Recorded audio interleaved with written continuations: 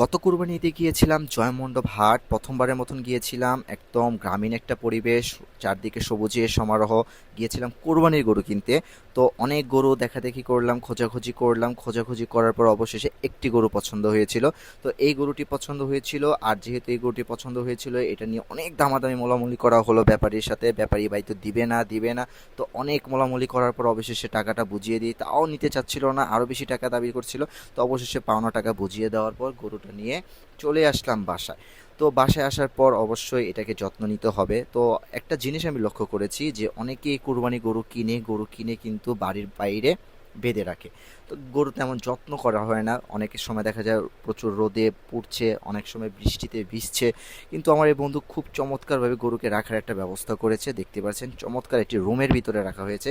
আর সবচেয়ে বড় কথা ছিল এই গরুর সাথে খুব সুন্দর সময় অতিবাহিত করেছে, দেখতে পাচ্ছেন স্ক্রিনে গরুকে আম খাওয়ানো হচ্ছে। তো আরেকটি মজার বিষয় হচ্ছিল, সে যেহেতু জিম করে তো তার কাছে যে ওয়ে প্রোটিন ছিল, এই ওয়ে প্রোটিনের এক সে কী করেছিল ঘাসের সাথে মিক্স করে যে গরুকে খেতে দিয়েছিল, যে গরু খায় নাকি। কিন্তু চমৎকার ঘটনা ঘটেছে, গরুকে দেওয়ার সাথে সাথে খুবই মচমচে ভালো করে খেয়েছে, মজা করে খেয়েছে। তো এই দৃশ্যটা দেখে কিন্তু খুব ভালো লেগেছে যে ওয়ে প্রোটিনের গরু খেয়ে দেখছে। তো অনেক আম দেওয়া হয়েছিল কেটে, তো প্রত্যেকটা আমকে সে চেটে পুটে পরিষ্কার করে খেয়ে নিয়েছে। তো বোঝা গিয়েছিল একদম পিওর একটা দেশি এই খাবারের রুচি ছিল। যদিও যে মালিকের কাছে ছিল, মানে যে গৃহস্থের কাছে ছিল, হয়তো তারা সেই রকমভাবে খাবার দিতে পারেনি। তা না হলে এই গরুটা আরও মোটা তাজা আরও সুন্দর হতো। তো গরুটা কেনা হয়েছিল ঈদের 6 দিন আগে। তো 6 দিন আগে কেনার পর আর একটু যত্ন লালন পালন করার পর কিন্তু গরুটা মাশাল্লাহ খুব চকচকে আর একটু স্বাস্থ্য বেড়ে গিয়েছিল। আর গরুটা দেখতে পাচ্ছেন একদম পিওর কালো, চকচকে কচকচে কালো। তো এই গরুটাকে কিন্তু 7 দিনের ভিতর প্রায় 5 দিনই গোসল করানো হয়েছিল শ্যাম্পু দিয়ে। তো সে বাইরে বের করে গরুটাকে গোসল করাতো শ্যাম্পু দিয়ে। তো গরুটা এই জন্য দেখতেও চমৎকার, একদম পরিষ্কার পরিচ্ছন্ন থাকতো। তো দেশি গরুটা যেহেতু পিওর দেশি গরু ছিল, দেখতেও খুব ভালো লাগতো। তো দেখতে পাচ্ছেন কেমন মুচড়ামুচড়ি করছে, গাছের সাথে একটু চুলকিয়ে নিচ্ছে, আরাম পাচ্ছে। তো ভালোই লাগে এইসব দৃশ্য দেখতে, ভালোই লাগে কোরবানিদের এইসব চমৎকার দৃশ্যগুলো আমরা দেখার জন্য অপেক্ষা করি যারা গরু পাগলারা আছেন। তো গরুগুলো কোরবানি ঈদে গরু হাট থেকে কেনার পর যে যত্নগুলো নেওয়া হয়, দেখতে পাচ্ছেন দুইটা ফ্যান, এমনকি একটা এক্সস্ট ফ্যানও লাগানো হয়েছে গরুর জন্য। তো গরু খুবই আরামেই ছিল। তো হ্যাঁ ভাই, কোরবানির জিনিস এরকম আরামেই রাখতে হওয়া আমাদের উচিত, আরামেই রাখা আমাদের উচিত। যে আল্লাহর উদ্দেশ্যে যেহেতু আমরা এটাকে কোরবানি করব, শুধু হাট থেকে কিনে এনে বাসা ফেলে রাখবো আর কোরবানির দিন সেটা কোরবানি দিয়ে দেবো এমন কিন্তু না।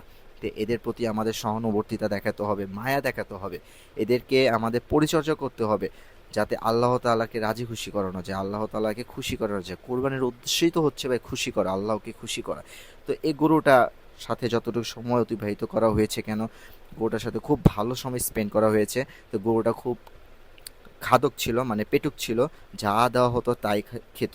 তো এখানে কাঁচা ঘাস, খড়কুটো, এমনকি বিভিন্ন ধরনের ফলমূল, এমনকি যে কাঁচা ঘাস, খড়মূল, এই যাই দেওয়া হতো না কেন সব কিছু কিন্তু খুব চমৎকার করে খেত। তো এই দৃশ্যগুলো দেখতে খুব ভালো লাগতো। দেখতে পাচ্ছেন গরুটা শুয়ে শুয়ে, তাহলে বুঝতে পারেন যে কতটা আরামে রাখা হয়েছিল, যে শুয়ে শুয়ে সে খাবার গ্রহণ করছে, কোনো ডিস্টার্ব ফিল হচ্ছে না। আর যাই দেওয়া হচ্ছে একদম চেটেপুটে খাওয়া হচ্ছে। তো এই সকল দৃশ্যগুলো দেখতে খুবই ভালো লাগে। যেহেতু কোরবানির গরু, তাদের পিছনে একটু সময় ব্যয় করব, তাদেরকে একটু ভালো মন্দ খাওয়াবো, এইটাই তো নিয়ম ভাই। তো টাকার দিকে অনেকে টাকার দিকে তাকিয়ে থাকে যে বেশি খাওয়ালে টাকা খরচ হবে, আবার অনেকেই আছে যে যত পারে তত খাওয়ায়, যতক্ষণ পর্যন্ত গরু খেতে চায় ততক্ষণ পর্যন্তই গরুকে কিন্তু খাওয়ায়। তো এরকম অনেকে আছে। তো ভালো লোকও আছে, আবার অনেকে আছে যে গরু কিনে এনে একদম রেখে দেয়, কোনো পরিচর্যা করে না, এমন লোকও আছে। তো আমরা যারা গরু পশু পাখির প্রতি সহানুভূতিশীল, যা সহানুভূতি দেখাই, যারা পছন্দ করে এইসব জিনিসগুলো, তারা তো আছেনই। আর যারা আছি যে অনেক সময় এগুলো থেকে বিরক্ত হই, তো তাদের হয়তো পশু পাখি অতটা এরকম পছন্দ না।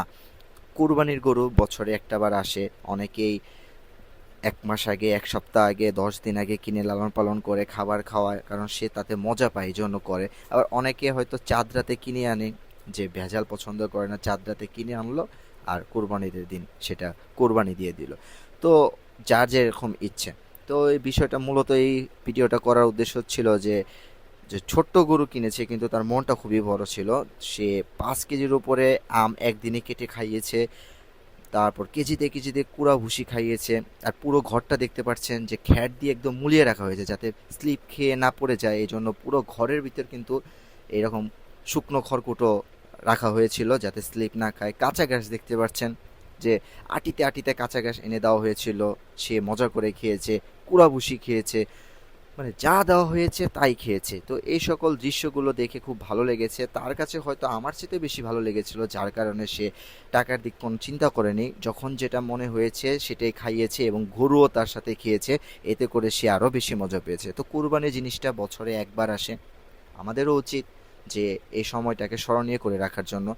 তো আপনারা যারা ভিডিও দেখছেন তাদের মধ্যে মধ্যে অনেকেই কুরবানি দিয়েছেন, অবশ্যই আপনারাও আপনাদের পশুর সাথে এরকম আচরণ করেছেন, অবশ্যই অবশ্যই জানাবেন যে আপনাদের কুরবানির পশুটা কেমন ছিল।